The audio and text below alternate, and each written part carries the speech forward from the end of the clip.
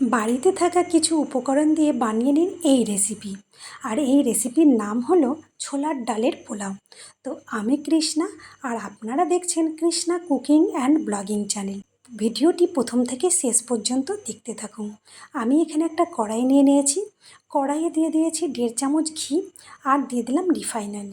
আপনারা যদি চান তাহলে পরে পুরো ঘি দিয়েও করতে পারেন, আবার সাদা তেল দিয়েও করতে পারেন। তো আমি এখানে দুটোই ব্যবহার করেছি। এবার ঘি আর তেলটা গরম হয়ে এলে আমি এখানে দিয়ে দিলাম পেঁয়াজ। পেঁয়াজটা আমি খুব ছোট করেও কাটিনি, আর খুব মোটা করেও কাটিনি, মাঝারি মাপের কেটে নিয়েছি। আর পেঁয়াজটা এখানে কিন্তু লাল করে ভেজে নিতে হবে। লাল করে ভেজে নিলে পোলাওটা দেখতেও সুন্দর লাগবে, আর খেতেও সুন্দর লাগবে। আর এই পোলাওটা আপনারা ইচ্ছে করলে বাচ্চাদের টিফিনে বানিয়ে দিতে পারবেন। খুব তাড়াতাড়ি এই পোলাওটা বানানো হয়। তো আমার পেঁয়াজ লাল করে ভাজা হয়ে গেছে। এবার এখানে আমি একটা শুকনো লঙ্কা ভেঙে দিয়ে দিলাম একটা দারচিনি, কয়েকটা গোলমরিচ, এলাচ, লবঙ্গ, দুটো কাঁচা লঙ্কা। এবার আমি এই গরম মশলাগুলোকে পেঁয়াজের সাথে একটু ভেজে নেব। আর একটা সুন্দর সেন্ট যখন বেরোবে তখন দিয়ে দেব আমি এখানে আদা। আর আদাটা আমি যেহেতু গ্রেট করেই দেব। আর এই রেসিপিটা এতটাই সুন্দর যে কি বলবো, খেতে খুব সুন্দর লাগে। আপনারা কিন্তু অবশ্যই বাড়িতে ট্রাই করবেন। তো দেখুন আমি এখানে একটা আদা নিয়ে নিয়েছি, একটু আদার টুকরো। এবার আদাটাকে আমি গ্রেট করে দিচ্ছি। আপনারা চাইলে আদাটা হাম্বল দিস্তায় থেঁতিয়েও দিতে পারেন, কিংবা বেটেও দিতে পারেন। আমি এখানে গ্রেট করে দিচ্ছি। আর যারা যারা এখনও আমার চ্যানেলটি সাবস্ক্রাইব করেননি তারা চ্যানেলটিকে সাবস্ক্রাইব করে নেবেন। আর বাড়িতে কিন্তু অবশ্যই বানিয়ে খাবেন, আর কমেন্ট করে জানাবেন যে কেমন হয়েছে। আর যদি ভিডিও ভালো লাগে লাইক করবেন। তো আমার আদা গ্রেট করে দিয়ে দিয়েছিলাম, পেঁয়াজের সাথে আদাটাকে সুন্দর করে আমি কষিয়ে নিয়েছি। এবার দিয়ে দিলাম এখানে একটা মাঝারি সাইজের টমেটো। টমেটোটা আমি আগে থেকেই কেটে রেখেছিলাম। তো টমেটোটা দিয়েও আমি একটু কষিয়ে নিলাম। তারপর দিয়ে দিলাম কিছুটা পরিমাণ কারি পাতা। খুব বেশি কারি পাতা দেওয়ার দরকার নেই, অল্প পরিমাণ দিলেই ফ্লেভার আসবে। আর বেশি দিলে কিন্তু খুব একটা ভালো লাগবে না। তাই দেখুন আমি খুব অল্প পরিমাণে কারি পাতা এখানে অ্যাড করেছি। তো কারি পাতা দিয়ে আমি ভালো করে একটু কষিয়ে নিয়েছি। আর দিয়ে দিলাম 1 চামচ গরম মশলা। এবার গরম মশলা দিয়েও আমি পেঁয়াজের, টমেটো সমস্ত মশলাটা একটু কষিয়ে নেব। আর মশলা না কষালে কিন্তু পোলাওটা খেতে ভালো লাগবে না। আর এই পোলাওটা সত্যি খুব সুস্বাদু, আমি হয়তো বারবার বলছি, কিন্তু দারুণ খেতে। এবার আমি দিয়ে দিলাম ছোলার ডাল। আমি হাফ বাটি মতো ছোলার ডাল ভিজিয়ে রেখেছিলাম। এবার ওই ছোলার ডালটা আমি দিয়ে দিলাম।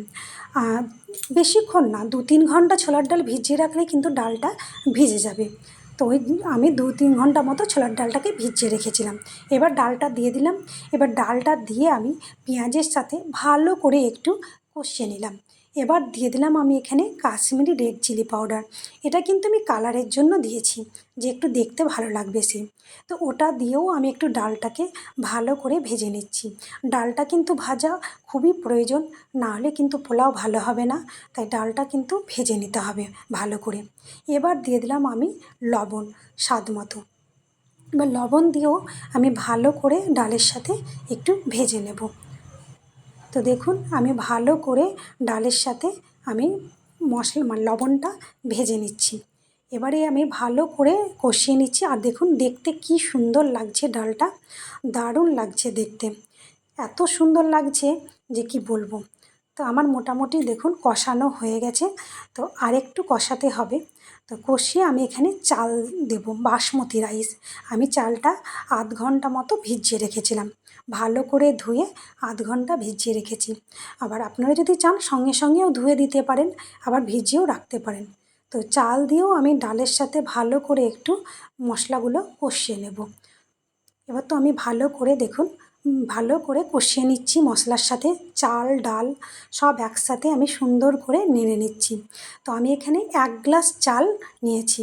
1 গ্লাস চালের জন্য আমি এখানে 2 গ্লাস জল দিলাম। আর ডাল দিয়েছিলাম হাফ বাটি, তাই হাফ বাটি মতো ডালের জন্য জল দিলাম। দুটোর জন্যই কিন্তু জল দিতে হবে, নইলে কিন্তু হবে না। এবার আমার যখন ফুটে উঠেছে তখন আমি দিয়ে দিলাম ঢাকা। এবার ঢাকা দিয়ে আমি এখানে পনির নিয়ে নিয়েছি। এবার পনিরটা আমি ভালো করে পিস পিস করে কেটে নেব। পনিরটা খুব ছোট পিস করারও দরকার নেই আর বড়ও না, মাঝারি মাপের একটা পিস করলেই হবে। তো দেখুন আমি পনিরগুলোকে ভালো করে পিস করে কেটে নিয়েছি। এবার আমি এখানে কড়াই দিয়ে বসিয়ে দিয়েছি, কড়াই দিয়ে দিয়েছি তেল, দিয়ে দিলাম পনিরগুলো। এবার পনিরের টুকরোগুলো দিয়ে আমি একটু নেড়ে চেড়ে নেব, হালকা হাতেই কিন্তু নাড়বেন, নাহলে ভেঙে যেতে পারে। এবার দিয়ে দেবো এখানে লবণ, আর দেব একটু কাশ্মীরি রেড চিলি পাউডার, পনিরটা দেখতে সুন্দর লাগার জন্য। তো আমি ভালো করে ওগুলো দিয়ে একটু ভেজে নেব। পনিরগুলোকে কিন্তু লাল করে একটু ভাজতে হবে, খুব বেশি লাল করার দরকার নেই, হালকা লাল করে ভাজলেই হবে। তো আমি হালকা লাল করে পনিরগুলো ভেজে নিচ্ছি, আর ভেজে এখন রেখে দেব। আর পোলাওটা যখন হয়ে যাবে প্রায়, তখন আমি পনিরগুলো দিয়ে দেব। আর জল থাকা অবস্থায় কিন্তু একদম পনিরগুলো দেবেন না, নাহলে পনির এমনিতেই খুব নরম, ভেঙে পোলাওয়ের সাথে একদম মিশে যাবে। তো আমি একবার ঢাকা উঠিয়ে দেখে নেব যে কতটা জল আছে। তো আমার পোলাওয়ে এখনও অনেকটা জল আছে, আবারও আমি ঢাকা দিয়ে দিলাম, পোলাওটা হতে দিলাম। তো আবারও আমি ঢাকা উঠিয়ে দেখছি যে পোলাওয়ে কতটা পরিমাণ জল আছে। তো আমার এখন জলটা নেই, আমি দিয়ে দিলাম এবার পনিরগুলো। এবার পনিরগুলো দিয়েও আমি কিন্তু এবার ঢাকা দিয়ে দেব পোলাওটা। তো আমি পনিরগুলো দিয়ে দিয়েছি, এবার আবারও আমি ঢাকা দিয়ে দিলাম। এবার আমি ঢাকা উঠিয়ে একটু নেড়ে চেড়ে নেব। তো নেড়ে চেড়ে নিয়ে আবারও আমি একটু ঢাকা দিয়ে থুবো। ঢাকা উঠিয়ে পোলাওটা দেখাচ্ছি, আরও আধ ঘন্টা বাদ পোলাওটা কিন্তু একদম ঝরঝরে হয়ে যাবে।